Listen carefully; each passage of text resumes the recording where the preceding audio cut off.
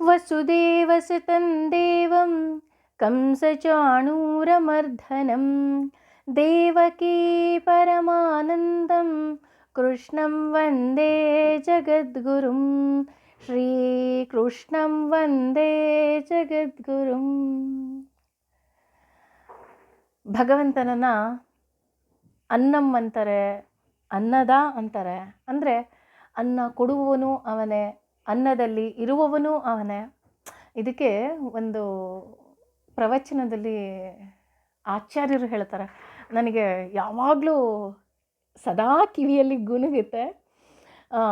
ನಾವು ಸಾಮಾನ್ಯವಾಗಿ ಭಗವಂತನಿಗೆ ತುಂಬ ಭಕ್ತಿಯಿಂದ ಮಡಿಯಿಂದ ಏನನ್ನಾದರೂ ನೈವೇದ್ಯವನ್ನು ಮಾಡ್ತೀವಿ ಅಂದ್ರೆ ಯೂಶಲಿ ಅಗಿಷ್ಟಿಕೆಯಲ್ಲಿ ಒಂದು ಅನ್ನವನ್ನು ಮಾಡಿ ಆ ಅನ್ನವನ್ನು ಭಗವಂತನ ಮುಂದೆ ಇಡ್ತೀವಿ ಅಷ್ಟೇ.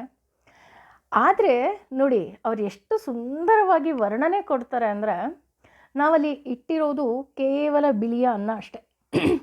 ಅದಕ್ಕೆ ಒಂದು ಸ್ಪೂನ್ ತುಪ್ಪ ಹಾಕಿರ್ಬೋದು ಅಥವಾ ಒಂದು ಸ್ಪೂನ್ ಹಾಲು ಹಾಕಿರಬಹುದು. ಅದರ ಮೇಲೆ ಒಂದು ತುಳಸಿ ದಳವನ್ನು ಇಟ್ಟಿರ್ತೀವಿ ಅಷ್ಟೆ.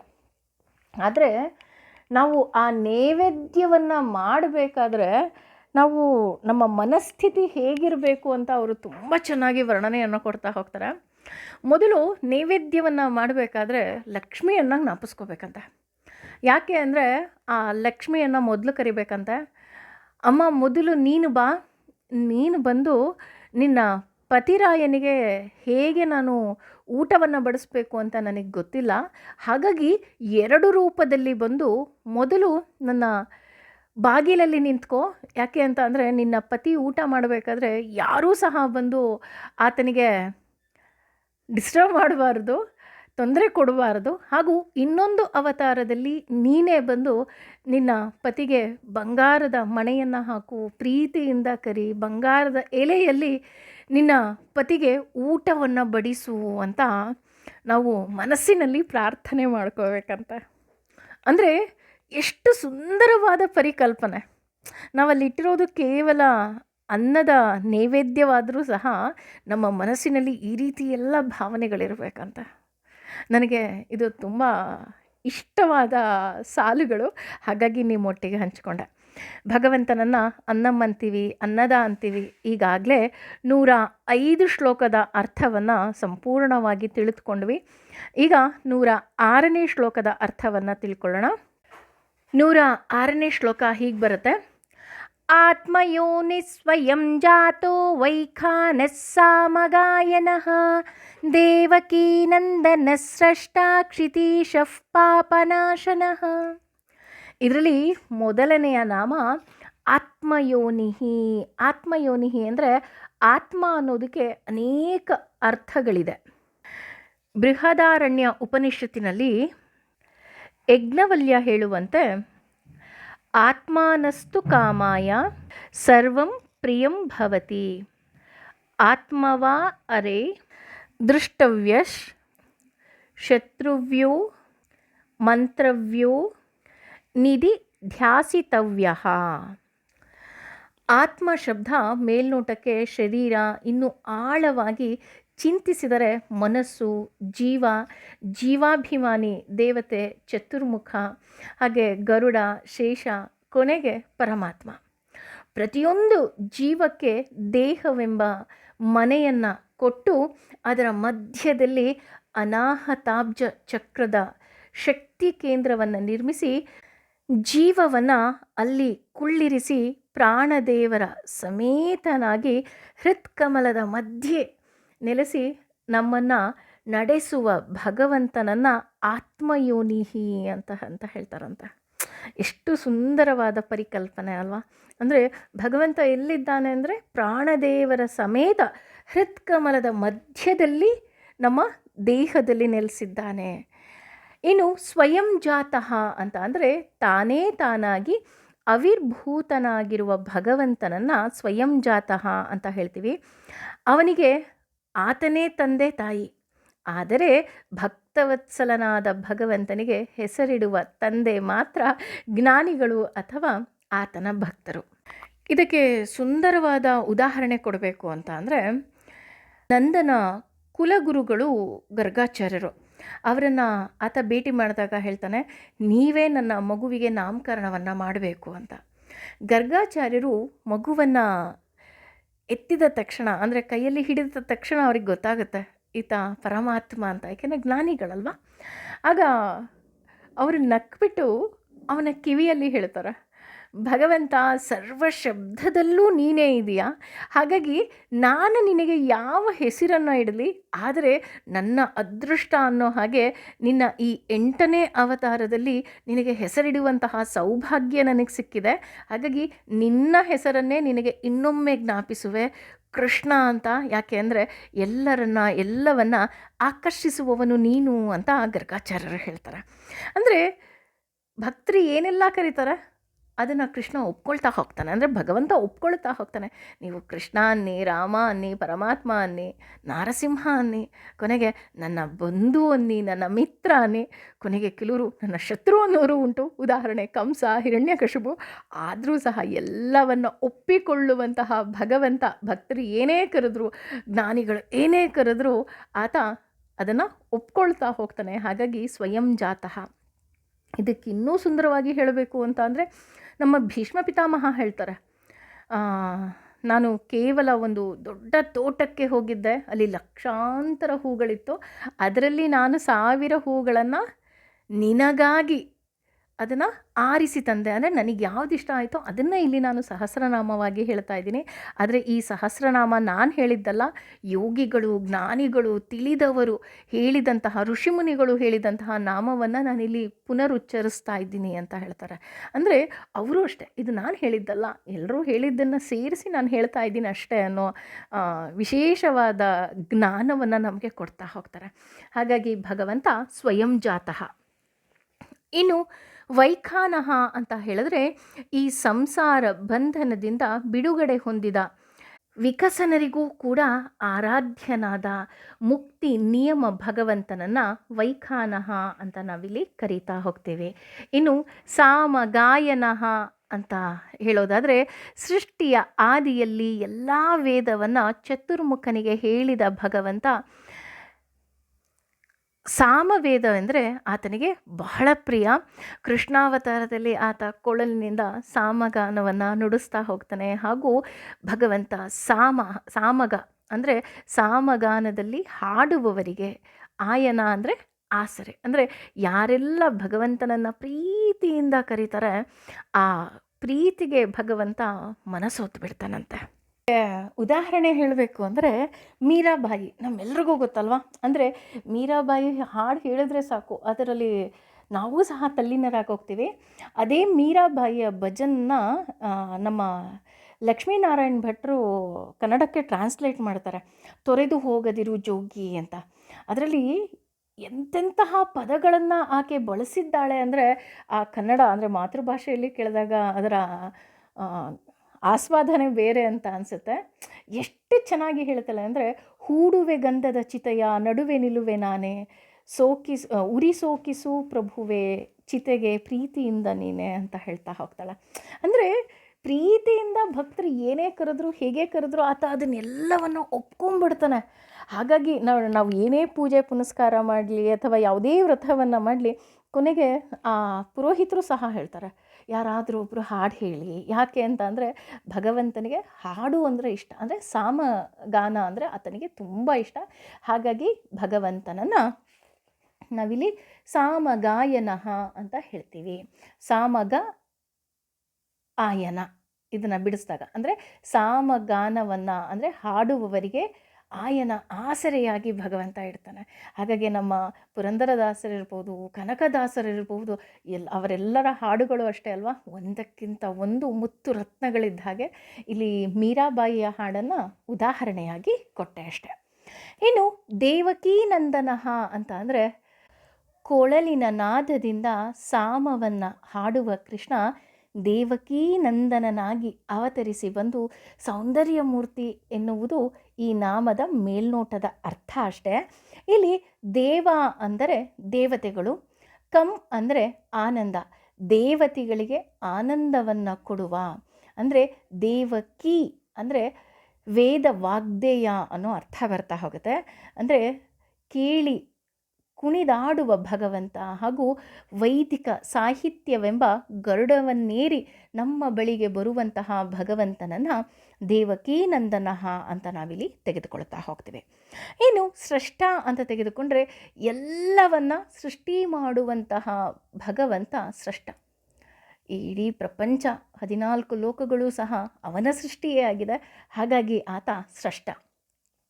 ಕ್ಷಿತೀಶಃ ಅಂತ ತೆಗೆದುಕೊಂಡ್ರೆ ಕ್ಷಿತಿ ಅಂದರೆ ಭೂಮಿ ಅಥವಾ ಸಮಸ್ತ ಬ್ರಹ್ಮಾಂಡ. ಇಂತಹ ಬ್ರಹ್ಮಾಂಡದ ಒಡೆಯ ಭಗವಂತನನ್ನು ಕ್ಷಿತೀಶಃ ಅಂತ ಹೇಳ್ತೀವಿ. ಪ್ರತಿಯೊಂದು ವಸ್ತುವಿನ ಅಳಿವು ಉಳಿವು ಆತನ ಅಧೀನ. ಪ್ರತಿಯೊಂದು ಕ್ರಿಯೆಯನ್ನು ಮಾಡಿಸುವ ಹಾಗೂ ಪ್ರೇರಕ ಭಗವಂತನನ್ನು ನಾವಿಲ್ಲಿ ಕ್ಷಿತೀಶಃ ಅಂತ ಹೇಳ್ತೀವಿ. ಮುಂದಿನ ನಾಮ ಪಾಪನಾಶನಃ. ನಮ್ಮ ಪಾಪದ ಲೇಪದ ಅಂಟುವುದು ಯಾವಾಗ ಅಂದರೆ ಭಗವದ್ಗೀತೆಯಲ್ಲಿ ಭಗವಂತ ಹೇಳಿಬಿಟ್ಟಿದ್ದಾನೆ, ನಾನು ಅನ್ನುವ ಅಹಂಕಾರವಿದ್ದಾಗ ಮಾತ್ರ. ಅದನ್ನು ಅರ್ಜುನನಿಗೆ ಎಷ್ಟು ಸುಂದರವಾಗಿ ವಿವರಣೆ ಮಾಡ್ತಾನೆ ಅಂತ ಅಂದರೆ, ನೀನು ಯುದ್ಧ ಮಾಡು, ನಿನಗೆ ಪಾಪದ ಲೇಪ ಅಂಟೋದಿಲ್ಲ. ಯಾಕೆ ಅಂತಂದರೆ ನಾನು ಮಾಡಿದೆ ಅಂದರೆ ನಿನಗೆ ಪಾಪದ ಲೇಪ ಅಂಟುತ್ತೆ. ಭಗವಂತ ನನ್ನ ಕೈಯಲ್ಲಿ ಮಾಡಿಸ್ತಾ ಇದ್ದಾನೆ ಅಂದರೆ ಖಂಡಿತವಾಗಿಯೂ ಸಹ ಪಾಪದ ಲೇಪ ಅಂಟೋದಿಲ್ಲ ಅಂತ ಬಹಳ ಸುಂದರವಾಗಿ ಭಗವದ್ಗೀತೆಯಲ್ಲೇ ಭಗವಂತ ವರ್ಣನೆಯನ್ನು ಮಾಡಿಬಿಟ್ಟಿದ್ದಾನೆ. ನಾನು ಏನೂ ಇಲ್ಲ, ನನ್ನೊಳಗಿರುವ ಭಗವಂತ ಸರ್ವ ನಿಯಮಕ ಎಂದು ನಾವು ಅರಿತಾಗ ಭಗವಂತ ಸರ್ವ ಪಾಪಗಳನ್ನು ನಾಶ ಮಾಡ್ತಾ ಹೋಗ್ತಾನೆ, ಅಥವಾ ನಮಗೆ ಪಾಪದ ಲೇಪವಿಲ್ಲದಂತೆ ಮಾಡುತ್ತಾನೆ. ಅದೇ ಮಾತನ್ನು ಕೃಷ್ಣ ಪಾಪ ಪ್ರಜ್ಞೆಯಲ್ಲಿ ಇದ್ದಂತಹ ಅರ್ಜುನನಿಗೆ ಯುದ್ಧರಂಗದಲ್ಲಿ ಉಪದೇಶಿಸ್ತಾನೆ. ಅದೇ ಭಗವದ್ಗೀತೆ. ಈ ಕಾರಣಕ್ಕಾಗಿ ಅರ್ಜುನ ಮಾಡಿದ ಯುದ್ಧ ಧರ್ಮವಾಯಿತು. ಅಹಂಕಾರದಿಂದ ಯುದ್ಧ ಮಾಡಿದ ದುರ್ಯೋಧನನಿಗೆ ಯುದ್ಧದ ಸರ್ವ ಪಾಪವೂ ಸಹ ಅಂಟುತ್ತಾ ಹೋಯಿತು. ಹೀಗೆ ಅಹಂಕಾರವಿಲ್ಲದೆ ಭಗವಂತನಲ್ಲಿ ಶರಣಾದ ಭಕ್ತರ ಪಾಪವನ್ನು ಕಳೆಯುವ ಹಾಗೂ ಪಾಪಿಗಳ ಸಂಹಾರ ಮಾಡುವ ಭಗವಂತ ಪಾಪನಾಶನಃ. ಎಕ್ಸ್ಪೆಷಲಿ ಈ ಶ್ಲೋಕ ಏನಿದೆ, ಇದು ನಾವು ಜನ್ಮ ಜನ್ಮದ ಪಾಪಗಳನ್ನು ಅದು ತೊಳಿತಾ ಹೋಗುತ್ತೆ. ಎಕ್ಸ್ಪೆಷಲಿ ನಮಗೆ ಗೊತ್ತಿಲ್ಲ ನಾವು ಯಾವ ಜನ್ಮದಲ್ಲಿ ಏನು ಪಾಪ ಮಾಡಿದ್ವಿ, ಏನು ಕರ್ಮ ಮಾಡಿದ್ವಿ. We don't know. ಕರ್ಮ ಇಸ್ ನಥಿಂಗ್ ಬಟ್ ಕೆಲಸ. ನಮಗೆ ಗೊತ್ತಿಲ್ಲ ಅಲ್ವಾ, ಹೋದ ಜನ್ಮದಲ್ಲಿ ಏನು ಕೆಲಸ ಮಾಡಿದ್ವಿ ಗೊತ್ತಿಲ್ಲ, ಅಥವಾ ಈ ಜನ್ಮದಲ್ಲಿ ನಮಗೆ ಗೊತ್ತಿಲ್ಲದೆ ಏನಾದರೂ ತಪ್ಪು ಮಾಡಿದ್ವಾ ಗೊತ್ತಿಲ್ಲ. ಹಾಗಾಗಿ ನಮ್ಮ ಎಲ್ಲ ತಪ್ಪುಗಳು ಎಲ್ಲ ಪಾಪಗಳೂ ಸಹ ತೊಳಿಬೇಕು ಅಂದಾಗ ಎಕ್ಸ್ಪೆಷಲಿ ಈ ಶ್ಲೋಕವನ್ನು ಹೇಳಿದಾಗ ಜನ್ಮ ಜನ್ಮಗಳ ಪಾಪವನ್ನು ಭಗವಂತ ತೊಳೆದುಬಿಡ್ತಾನಂತೆ. ಆತ್ಮಯೋನಿ ಸ್ವಯಂ ಜಾತೋ ವೈಖಾನಸ್ ಸಾಮಗಾಯನಃ ದೇವಕೀ ನಂದನ ಸ್ರಷ್ಟ ಕ್ಷಿತೀಶಃ ಪಾಪನಾಶನಃ. ಈ ಶ್ಲೋಕ ಹೇಳಿದಾಗ ನಾನು ಆಗಲೇ ಹೇಳಿದೆ, ಜನ್ಮ ಜನ್ಮಗಳ ಪಾಪಗಳನ್ನು ಭಗವಂತ ತೊಳಿತಾ ಹೋಗ್ತಾನೆ ಅಂತ. ಹೌದಾ? ತೊಳೆದಾಗ ಏನಾಗುತ್ತೆ?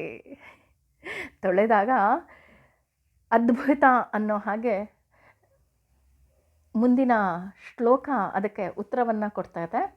ಶಂಖ ಬೃನ್ನಂದಕೀ ಚಕ್ರೀ ಶಾರ್ಂಗ ಧನ್ವಾ ಗದಾಧರ ರಥಾಂಗಪಾಣಿ ರಕ್ಷೋಭ್ಯ ಸರ್ವ ಪ್ರಹರಣಾಯುಧ.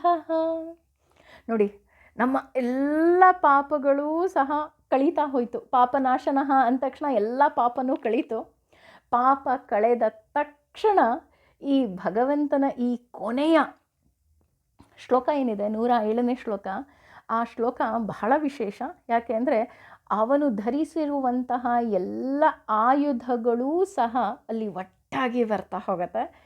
ಈ ಶ್ಲೋಕದ ಕೊನೆಯ ಶ್ಲೋಕವಾಗಿರೋದ್ರಿಂದ ಈ ಶ್ಲೋಕದಲ್ಲಿ ದುಷ್ಟಶಕ್ತಿಯನ್ನು ನಿರ್ನಾಮಕ್ಕಾಗಿ ಹಾಗೂ ಪಾಪಿಗಳ ಸಂಹಾರಕ್ಕಾಗಿ ಭಗವಂತ ಬಳಸುವ ಆಯುಧಕ್ಕೆ ಸಂಬಂಧಪಟ್ಟ ಹೆಸರುಗಳಿದೆ ಅಂತ ಹೇಳ್ತಾ ಹೋಗ್ತಾರೆ.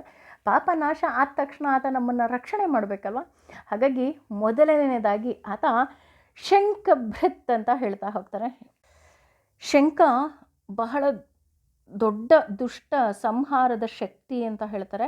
ಹಿಂದಿನ ಕಾಲದಲ್ಲಿ ಹಾಗೂ ಈಗಿನ ಕಾಲದಲ್ಲೂ ಸಹ ಹಲವಾರು ಮನೆಗಳಲ್ಲಿ ಬೆಳಗ್ಗೆ ಮತ್ತು ಸಂಜೆ ತಪ್ಪದೆ ಮನೆಯಲ್ಲಿ ಶಂಖವನ್ನು ಮೂಲೆ ಮೂಲೆಯಲ್ಲಿ ಅಂದರೆ ಅಷ್ಟ ದಿಕ್ಕುಗಳಲ್ಲೂ ಸಹ ಊದ್ತಾರೆ. ಯಾಕೆ ಅಂದರೆ ಆ ಶಂಖದ ನಾದಕ್ಕೆ ಎಲ್ಲವನ್ನ ಅಂದರೆ ದುಷ್ಟಶಕ್ತಿಗಳನ್ನು ಓಡಿಸುವಂತಹ ಶಕ್ತಿ ಇದೆ ಅಂತ. ಹಾಗೆಯೇ ನಮ್ಮ ಕೃಷ್ಣ ಆ ಶಂಖವನ್ನು ಊದಿದ ತಕ್ಷಣ ಎದುರಾಳಿಗಳ ಹೃದಯ ಒಂದು ಸಲ ಝಲ್ಲಂತ ಇತ್ತು ಅಂತ ಹೇಳ್ತಾ ಹೋಗ್ತಾರೆ. ಅಷ್ಟೇ ಅಲ್ಲದೆ ಯುದ್ಧದಲ್ಲಿ ಎಷ್ಟೋ ಜನ ಕೇವಲ ಆ ನಾದಕ್ಕೆ ಮರಣವನ್ನು ಹೊಂದುತ್ತಾ ಇದ್ದರು ಅಂತ ಹೇಳ್ತಾರೆ. ಮನೆಯಲ್ಲಿ ದಿಕ್ಕುಗಳಿಗೆ ಕೇಳಿಸುವಂತೆ ಶಂಖವನ್ನು ಊದೋದಕ್ಕೆ ಕಾರಣ ಏನಪ್ಪ ಅಂದರೆ, ಶಂಖನಾದಕ್ಕೆ ದುಷ್ಟಶಕ್ತಿಗಳನ್ನು ಓಡಿಸುವಂತಹ ಶಕ್ತಿ ಇದೆ ಅಂತ ಹೇಳ್ತಾರೆ.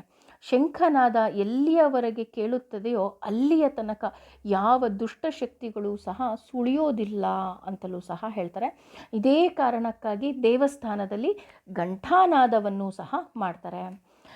ಗಂಟೆಯನ್ನು ನಿಧಾನವಾಗಿ ಓಂ ಅನ್ನುವಂತೆ ಮೆಲ್ಲಗೆ ಹೊಡಿಬೇಕು ಅಂತ ಹೇಳ್ತಾರೆ. ಯಾಕೆ ಯೂಶಲಿ ಶಂಖವನ್ನು ದೇವಸ್ಥಾನದಲ್ಲಿ ಮೇಲೆ ಕಟ್ಟಿರ್ತಾರಪ್ಪ ಅಂತ ಅಂದರೆ, ನಾವು ಒಂದು ಸಲ ಗಂಟೆಯನ್ನು ಹೊಡೆದಾಗ ಓಂಕಾರ ಮೂಡ್ತಾ ಹೋಗುತ್ತೆ. ಆ ಓಂಕಾರ ಮೂಡಿದಾಗ ನಾವು ಕೆಳಗಡೆ ನಿಂತು ದೇವರ ಪ್ರಾರ್ಥನೆಯನ್ನು, ಅಂದರೆ ಗಂಟೆಯನ್ನು ಬಡಿದು ನಾವು ಮುಂದೆ ಹೋಗಬಾರ್ದು. ಗಂಟೆಯನ್ನು ಬಡಿದು ಆ ಗಂಟೆಯ ಕೆಳಗಡೆ ನಿಂತ್ಕೋಬೇಕು. ಆ ಓಂಕಾರದಿಂದ ಏನಾಗುತ್ತೆ, ನಮ್ಮ ದೇಹದಲ್ಲಿರುವಂತಹ ದುಷ್ಟಶಕ್ತಿಗಳು ಹೋಗುತ್ತೆ ಅಂತ ಹೇಳ್ತಾರೆ. ಅಷ್ಟೇ ಅಲ್ಲದೆ ನಮ್ಮಲ್ಲಿ ಧನಾತ್ಮಕ ಅಂದರೆ ಪಾಸಿಟಿವ್ ಎನರ್ಜಿ ಜಾಸ್ತಿ ಆಗ್ತಾ ಹೋಗುತ್ತೆ. ಶಂಖದಲ್ಲೂ ಸಹ ಓಂಕಾರವನ್ನು ನಾವು ಮಾಡಬೇಕು, ಅಂದರೆ ಊದಬೇಕು ಅಂತ ಹೇಳ್ತಾರೆ. ಯುದ್ಧರಂಗದಲ್ಲಿ ಶಂಖನಾದಕ್ಕೆ ನಾನು ಆಗಲೇ ಹೇಳಿದ ಹಾಗೆ ಸೈನಿಕರು ಯುದ್ಧಕ್ಕೆ ಸಿದ್ಧ ಆಗ್ತಾಯಿದ್ರು. ಆದರೆ ಎಷ್ಟೋ ಜನ ಸೈನಿಕರು ಸಹ ಆ ಕೇವಲ ಕೃಷ್ಣನ ಶಂಖನಾದಕ್ಕೆ ಮರಣ ಹೊಂದುತ್ತಾ ಇದ್ದರು ಅಂತಲೂ ಸಹ ಹೇಳ್ತಾ ಹೋಗ್ತಾರೆ. ಶಂಖದ ಅಭಿಮಾನಿ ದೇವತೆ ಲಕ್ಷ್ಮಿ. ಆಕೆ ಸಂಪತ್ತಿನ ದೇವತೆಯಾದ ವೇದಾಭಿಮಾನಿಯೂ ಸಹ ಹೌದು. ಈ ಕಾರಣಕ್ಕೆ ಆಕೆ ಶಂಖವನ್ನು ಅರ್ಥದ ಸಂಕೇತ ಅಂತ ಹೇಳ್ತೀವಿ. ಶಂಖ ಚಕ್ರ ಗದಾ ಪದ್ಮ ಅನ್ಬೇಕಾದ್ರೆ ನೋಡಿ ಅರ್ಥ. ಶಂಖವನ್ನು ಯಾಕೆ ಹಿಡಿದಿರ್ತಾನೆ ಭಗವಂತ ಅಂದರೆ ಅರ್ಥದ ಸಂಕೇತ. ಹಾಗಾಗಿ ಭಗವಂತ ಶಂಖವನ್ನು ತೊಟ್ಟಿರ್ತಾನೆ. ಅಂತಹ ಭಗವಂತನನ್ನು ಶಂಖ ಭೃತ್ ಅಂತ ನಾವಿಲ್ಲಿ ಕರಿತಾ ಹೋಗ್ತೀವಿ. ನಂದಕಿ ಅಂತ ಅಂದರೆ ನಂದಕ ಎನ್ನುವ ಖಡ್ಗವನ್ನು ಹಿಡಿದ ಭಗವಂತ ನಂದಕಿ. ಖಡ್ಗದ ಅಭಿಮಾನಿ ದೇವತೆ ರಮೆ ಅಂದರೆ ಭೂದೇವಿ. ನಂದಕ ಅಂದರೆ ಆನಂದನೂ ಸಹ ಹೌದು. ದುಷ್ಟ ಶಕ್ತಿಯನ್ನು ಸಂಹಾರ ಮಾಡಿ ನಮಗೆ ಆನಂದವನ್ನು ಕೊಡುವ ಭಗವಂತ ಹಾಗೂ ಖಡ್ಗ ಹಿಡಿದ ಭಗವಂತನನ್ನು ನಂದಕಿ ಅಂತ ನಾವಿಲ್ಲಿ ಕರಿತಾ ಹೋಗ್ತೀವಿ. ನಾನು ಆಗಲೇ ಹೇಳಿದ ಹಾಗೆ ಶಂಖಕ್ಕೆ ನಮ್ಮ ಲಕ್ಷ್ಮೀ ದೇವಿ ಅಭಿಮಾನಿ ದೇವತೆ ಆದರೆ ಖಡ್ಗಕ್ಕೆ ರಮೆ ಅಂದರೆ ಭೂದೇವಿ ಅಭಿಮಾನಿ ದೇವತೆ ಆಗ್ತಾ ಹೋಗ್ತಾಳೆ.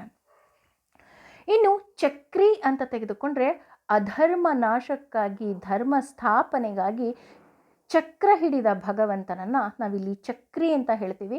ಚಕ್ರ ಧರ್ಮದ ಸಂಕೇತ. ಹಾಗೆ ಚಕ್ರದ ಅಭಿಮಾನಿ ದೇವತೆ ದುರ್ಗೆ. ಇನ್ನು ಶಾರ್ಂಗಧನ್ವ ಅಂತ ಅಂದರೆ ಶಾರ್ಂಗ ಎಂಬ ಬಿಲ್ಲನ್ನು ಹೊತ್ತ ಭಗವಂತ ಶಾರ್ಂಗಧನ್ವ. ಬಿಲ್ಲಿನ ಅಭಿಮಾನಿ ದೇವತೆ ಬಲಸ್ವರೂಪಿ ಪ್ರಾಣದೇವರು. ಶಾರ್ಂಗ ಅಂದರೆ ತುತ್ತ ತುದಿ ಅಂತ. ಆಯುಧದಲ್ಲೇ ಅತ್ಯಂತ ಹಿರಿಯದಾದ ಆಯುಧ ಶಾರ್ಂಗ ಅಂತ ಇಲ್ಲಿ ಹೇಳ್ತಾ ಹೋಗ್ತಾರೆ. ಗದಾಧರ ಅಂತ ಮುಂದಿನ ನಾಮವನ್ನು ತೆಗೆದುಕೊಂಡ್ರೆ ಸಂಯಮ ಸಂಕೇತವಾದ ಗದೆಯನ್ನು ಧರಿಸಿರುವ ಭಗವಂತನನ್ನು ಗದಾಧರ ಅಂತ ಹೇಳ್ತೀವಿ. ಗದೆ ಸ್ವಚ್ಛಂದ ಕಾಮದ ನಿಯಂತ್ರಕದ ಸಂಕೇತ. ಗದೆಯ ಅಭಿಮಾನಿ ದೇವತೆ ಪ್ರಾಣ. ಇನ್ನು ರಥಾಂಗಪಾಣಿ ಅಂತ ಭಗವಂತನನ್ನು ಯಾಕೆ ಕರೀತಾರಪ್ಪ ಅಂತ ನೋಡೋದಾದರೆ, ಮಹಾಭಾರತದ ಯುದ್ಧದ ಸಮಯದಲ್ಲಿ ರಥದ ಗಾಳಿಯನ್ನು ಆಯುಧವಾಗಿ ಹಿಡಿದ ಭಗವಂತನನ್ನು ರಥಾಂಗಪಾಣಿ ಅಂತ ಹೇಳ್ತಾರೆ. ಇದು ಮಹಾಭಾರತದಲ್ಲಿ ನಡೆಯುವಂತಹ ಒಂದು ಪ್ರಸಂಗ. ಅಂದರೆ ಅರ್ಜುನ ಯುದ್ಧ ಮಾಡೋದಿಲ್ಲ ಅಂತ ಅಂದಾಗ ಅರ್ಜುನನಿಗೆ ಹೇಗೋ ಭಗವದ್ಗೀತೆಯನ್ನು ಉಪದೇಶ ಮಾಡಿ ಅವನನ್ನು ಯುದ್ಧಕ್ಕಾಗಿ ಆತ ಸಿದ್ಧ ಮಾಡ್ತಾನೆ. ಆದರೆ ಅರ್ಜುನ ಮತ್ತು ಭೀಷ್ಮ ಪಿತಾಮಹರ ನಡುವೆ ಯುದ್ಧ ಆರಂಭ ಆದಾಗ ಒಂದು ಘಟನೆ ಇದು. ಅರ್ಜುನ, ನಾನು ಮುದ್ದಿಸಿ ಬೆಳೆಸಿದಂತಹ ಮಗು, ಅವನ ಜೊತೆ ನಾನು ಯುದ್ಧ ಮಾಡೋದಕ್ಕೆ ನನಗೆ ಇಷ್ಟ ಇಲ್ಲ ಅಂತ ಭೀಷ್ಮ ಪಿತಾಮಹ ಹೇಳ್ತಾರೆ. ಯಾಕೆಂದರೆ ಭೀಷ್ಮ ಪಿತಾಮಹರ ಮುದ್ದಿನ ಮಗು ಅರ್ಜುನ ಅಂತಲೇ ಹೇಳ್ತಾರೆ. ಆಗ ಭೀಷ್ಮ ಪಿತಾಮಹ ಹೇಳ್ತಾರೆ, ಇಲ್ಲ ನನಗೆ ಮನಸ್ಸಿಲ್ಲ ಇವನ ಜೊತೆ ಯುದ್ಧ ಮಾಡೋದಕ್ಕೆ. ಅರ್ಜುನ, ನೀನು ಬಾಣವನ್ನು ಬಿಟ್ಬಿಡು, ನಾನು ಸಾವನ್ನು ಅಪ್ತೀನಿ, ಆದರೆ ನಾನು ನಿನ್ನ ಜೊತೆ ಯುದ್ಧ ಮಾಡಲ್ಲ ಅಂತ ಅವರು ಆಯುಧವನ್ನು ಕೆಳಗಡೆ ಬಿಟ್ಬಿಡ್ತಾರೆ. ಆಗ ಕೃಷ್ಣ ಆದಷ್ಟು ಅವರಿಗೆ ಹೇಳ್ತಾನೆ, ಇಲ್ಲ ನೀವು ಯುದ್ಧ ಮಾಡಿ ಮಾಡಿ ಅಂತ. ಅವರು ಯುದ್ಧ ಮಾಡೋದಕ್ಕೆ ಒಪ್ಪೋದೇ ಇಲ್ಲ. ಕೊನೆಗೆ ಕೃಷ್ಣನಿಗೆ ತುಂಬ ಕೋಪ ಬಂದ್ಬಿಡತ್ತೆ. ತುಂಬ ಕೋಪ ಬಂದಾಗ ಕೆಳಗಿಳಿದು ತನ್ನ ರಥದ ಒಂದು ಗಾಳಿಯನ್ನು ತೆಗೆದು ಅವರ ಬಳಿ ತೂರೋದಕ್ಕೆ ಹೋಗ್ತಾನೆ. ಅಂತಹ ಸಂದರ್ಭದಲ್ಲಿ ಓಡಿ ಬಂದು ಭೀಷ್ಮ ಪಿತಾಮಹ ಕೃಷ್ಣನ ಕಾಲು ಹಿಡಿತಾರೆ. ಇಲ್ಲ ಭಗವಂತ, ಈ ಕೆಲಸ ಮಾತ್ರ ಮಾಡಬೇಡ ಅಂತ. ಯಾಕೆ ಅವರು ಈ ಕೆಲಸ ಮಾಡಬೇಡ ಅಂತ ಹೇಳ್ತಾರೆ ಅಂತ ಅಂದರೆ, ನನ್ನಿಂದ ನಿನ್ನ ಏನು ಪ್ರತಿಜ್ಞೆ ಇದೆ ಅದು ಮುರಿಬಾರ್ದು. ಏಕೆ ಅಂತಂದರೆ ಕೃಷ್ಣ ಮೊದಲೇ ಹೇಳಿರ್ತಾನೆ, ನಾನು ಯಾವುದೇ ಕಾರಣಕ್ಕೂ ಯುದ್ಧ ಮಾಡೋದಿಲ್ಲ, ನಾನು ಯುದ್ಧದಲ್ಲಿ ಆಯುಧವನ್ನು ಹಿಡಿಯೋದಿಲ್ಲ ಅಂತ. ಹಾಗಾಗಿ ನೀನೇನಾದರೂ ಈ ಚಕ್ರವನ್ನು ನನ್ನ ಬಳಿ ಬೀಸಿದೆ ಅಂದರೆ ನನಗೆ ಗೊತ್ತು ಆ ರಭಸವನ್ನು ತಡೆದುಕೊಳ್ಳೋ ಶಕ್ತಿ ನನಗಿಲ್ಲ, ಆದರೆ ನನ್ನಿಂದ ನಿನ್ನ ಪ್ರತಿಜ್ಞೆ ಮುರಿಬಾರ್ದು. ಹಾಗಾಗಿ ನಾನು ಅರ್ಜುನನ ಜೊತೆ ಯುದ್ಧವನ್ನು ಮಾಡ್ತೀನಿ ಅಂತ ಹೇಳ್ತಾರೆ. ಹಾಗಾಗಿ ಭಗವಂತನನ್ನು, ಅಂದರೆ ಈ ಘಟನೆಗೋಸ್ಕರ ಭಗವಂತನನ್ನು ರಥಾಂಗಪಾಣಿ ಅಂತಲೂ ಸಹ ಹೇಳ್ತಾರೆ. ಅಷ್ಟೇ ಅಲ್ಲದೆ ಭೀಷ್ಮ ಪಿತಾಮಹ ಹೇಳ್ತಾರೆ, ನೀನೆಲ್ಲದೆ ನನಗೆ ಯಾರ ಗತಿ ಭಗವಂತ, ನೀನು ಕೋಪ ಮಾಡ್ಕೋಬೇಡ ಅಂತ. ಈ ಘಟನೆಯಲ್ಲಿ ಲೋಕ ಕಲ್ಯಾಣಕ್ಕಾಗಿ ಭಗವಂತ ಕೋಪ ಮತ್ತು ಅದರ ಹಿಂದಿನ ಕರುಣೆ ವ್ಯಕ್ತ ಆಗ್ತಾ ಹೋಗುತ್ತೆ ಅಂತಲೂ ಸಹ ಹೇಳ್ತಾರೆ. ಇನ್ನು ರಥಾಂಗರು ಅಂದರೆ ಪಾಂಡವರು ಅಥವಾ ಧರ್ಮಯುದ್ಧ ಮಾಡುವವರು ಅಂತಲೂ ಸಹ ಅರ್ಥ ಬರ್ತಾ ಹೋಗುತ್ತೆ. ಆದ್ದರಿಂದ ಅಣಿ ಅಂದರೆ ಆಧಾರವಾಗಿ ನಿಲ್ಲುವ ಭಗವಂತನನ್ನು ರಥಾಂಗಪಾಣಿ ಅಂತಲೂ ಸಹ ಇಲ್ಲಿ ಹೇಳ್ತಾ ಹೋಗ್ತಾರೆ. ಇನ್ನು 999ನೇ ನಾಮ ಅಕ್ಷೋಭ್ಯ ಅಂತ. ಅಕ್ಷೋಭ್ಯ ಅಂದರೆ ಯಾರೂ ಮಣಿಸಲಾಗದ, ಕಂಗೆಡಿಸಲಾಗದ, ಯಾವ ಸಂದರ್ಭದಲ್ಲೂ ಸಹ ಎದೆಗೆಡದ, ಎಂದೂ ನಿರ್ಧಾರ ಬದಲಿಸದ ಸರ್ವ ಸಮರ್ಥ ಭಗವಂತ ಅಕ್ಷೋಭ್ಯ. ಇಲ್ಲಿ ನಮಗನ್ಸುತ್ತೆ, ಇಲ್ಲಿ ಯಾವ ಆಯುಧವನ್ನು ತೊಟ್ಟಿದ್ದಾನಪ್ಪ ಭಗವಂತ? ಅಕ್ಷೋಭ್ಯ ಅಂತ ಅಂದರೆ ಕಂಗೆಡದೆ ಇರೋನು ಅಂತ ಇದೆಯಲ್ಲ ಅಂತ ಅಂದರೆ ಅವನು ಅಷ್ಟು ಅವನ ನಿರ್ಧಾರವನ್ನು ಎಂದೂ ಸಹ ಬದಲಾಯಿಸೋದಿಲ್ಲ. ಯಾವ ನಿರ್ಧಾರವನ್ನು ಬದಲಾಯಿಸೋದಿಲ್ಲಪ್ಪ ಅಂತ ನೋಡೋದಾದರೆ, ಅನನ್ಯಾಶ್ಚಿಂತೆಯಂತೋ ಮಾಮ್ಯೇ ಜನಾಃ ಪರ್ಯುಪಾಸತೆ ತೇಷಾಂ ನಿತ್ಯಾಭಿಯುಕ್ತಾನಾಂ ಯೋಗಕ್ಷೇಮಂ ವಹಾಮ್ಯಹಂ. ನನ್ನ ಭಕ್ತರನ್ನು ನಾನು ಸದಾ ರಕ್ಷಣೆ ಮಾಡ್ತೀನಿ ಅನ್ನುವಂತಹ ಆ ನಿರ್ಧಾರವನ್ನು ಆತ ಬದಲಾಯಿಸೋದಿಲ್ಲ. ಹಾಗಾಗಿ ಆತ ಅಕ್ಷೋಭ್ಯ ಅಂತಲೂ ಸಹ ಹೇಳಿದ್ರೆ ಖಂಡಿತವಾಗಿಯೂ ಸಹ ತಪ್ಪಾಗೋದಿಲ್ಲ. ಇನ್ನು ಭಗವಂತನ 1000 ನಾಮ ಬಂದು ಸರ್ವಪ್ರಹರಣಾಯುಧ ಅಂತ. ಅಂದರೆ ದುಷ್ಟರ ದಮನಕ್ಕಾಗಿ ಎಲ್ಲ ಶಸ್ತ್ರಾಸ್ತ್ರಗಳನ್ನು ಆಯುಧವಾಗಿ ತೊಟ್ಟ ಭಗವಂತನನ್ನು ಸರ್ವಪ್ರಹರಣಾಯುಧ ಅಂತ ನಾವಿಲ್ಲಿ ಹೇಳ್ತಾ ಹೋಗ್ತೀವಿ. ಕೊನೆಗೆ ಸರ್ವಪ್ರಹರಣಾಯುಧ ಓಂ ನಮ ಇತಿ ಅಂತ ಇದೆ. ಅಂದರೆ ಎಲ್ಲ ಶಾಸ್ತ್ರಗಳನ್ನು ಆಯುಧವಾಗಿ ತೊಟ್ಟವನೇ, ಓಂಕಾರ ವಾಚ್ಯನಾದವನು ಎನ್ನುತ್ತಾ ಇದು ಅವನಿಗೆ ಸಮರ್ಪಿತ ಅನ್ನುವ ಅರ್ಥ ಬರ್ತಾ ಹೋಗುತ್ತೆ. ಅಂದರೆ ಓಂ ನಮ ಇತಿ ಅಂತ ಅಂದರೆ ಮೇಲೆ ಹೇಳಿರೋದೆಲ್ಲ ಸರಿ ಇದೆ. ಅಂದರೆ ಇನ್ನೊಂದು ಸ್ವಲ್ಪ, ಈಗ ಹೇಳ್ತಾರಲ್ಲ, ಯಾವುದಾದ್ರು ಒಂದು ಆದೇಶವನ್ನು ಹೊರಡಿಸಿದಾಗ ಅದಕ್ಕೆ ಗೌರ್ಮೆಂಟ್ ಸೀಲು ಸೈನ್ ಬಿದ್ದರೆ ಇನ್ನೂ ಅದಕ್ಕೆ ತುಂಬ ಬೆಲೆ ಇದೆ ಅಂತ ಹೇಳ್ತಾರಲ್ವ. ಆ ರೀತಿ ಇದು ಓಂ ನಮ ಇತಿ ಅಂತ ಬಂತು ಅಂದರೆ ಮೇಲೆ ಹೇಳಿದಂತಹ ಎಲ್ಲ ಅರ್ಥಗಳೂ ಸಹ ನಿಜ ಅಂತ. ಹಾಗಾಗಿ ಇಲ್ಲಿಗೆ ಭಗವಂತನ 1000 ನಾಮದ ಅರ್ಥ ಮುಗಿತಾ ಹೋಯಿತು. ಹಾಗಿದ್ರೆ 108ನೇ ಶ್ಲೋಕನೂ ಇಂಪಾರ್ಟೆಂಟ್ ಅಲ್ವಾ? ನಾವಿಷ್ಟು ದಿನ 108 ಶ್ಲೋಕ ಇದೆ ಅಂತ ಅಂದ್ಕೊಂಡಿದ್ವಿ ಅಂತ ಅನ್ನೋ ಹಾಗಿದ್ರೆ, ಹೌದು, 108ನೇ ಶ್ಲೋಕ ಇದೆ. ವನಮಾಲಿ ಗದಿ ಶಾರ್ಂಗಿ ಶಂಖಿ ಚಕ್ರಿ ಚನಂದಕಿ ಶ್ರೀಮಾನ್ ನಾರಾಯಣೋ ವಿಷ್ಣುರ್ ವಾಸುದೇವೋಭಿರಕ್ಷತು ಅಂತ. ಆದರೆ 107ನೇ ಶ್ಲೋಕಕ್ಕೆ ಇಲ್ಲಿ 1000 ನಾಮ ಮುಗ್ದು ಹೋಗುತ್ತೆ. ಹಾಗಿದ್ರೆ 108ನೇ ಶ್ಲೋಕ ಏನು ಅಂತ ನೋಡೋದಾದರೆ, 108ನೇ ಶ್ಲೋಕ ಈ ರೀತಿ ಬರ್ತಾ ಹೋಗುತ್ತೆ. ವನಮಾಲಿ ಗದಿ ಶಾರ್ಂಗಿ ಶಂಖಿ ಚಕ್ರಿ ಚನಂದಕಿ ಶ್ರೀಮಾನ್ ನಾರಾಯಣೋ ವಿಷ್ಣುರ್ ವಾಸುದೇವೋಭಿರಕ್ಷತು ಶ್ರೀವಾಸುದೇವೋಭಿರಕ್ಷತ್ ಓಂ ನಮ ಇತಿ. ಈ ಶ್ಲೋಕವನ್ನು ನಾವು ಅಂದರೆ ವನಮಾಲಿ ಗದಿ ಶಾರ್ಂಗಿ ಶಂಖಿ ಚಕ್ರಿ ಚನಂದಕಿ ಶ್ರೀಮಾನ್ ನಾರಾಯಣೋ ವಿಷ್ಣುರ್ ವಾಸುದೇವೋಭಿರಕ್ಷತು ಅನ್ನೋದು 3 ಸಾರಿ ಹೇಳ್ತೀವಿ.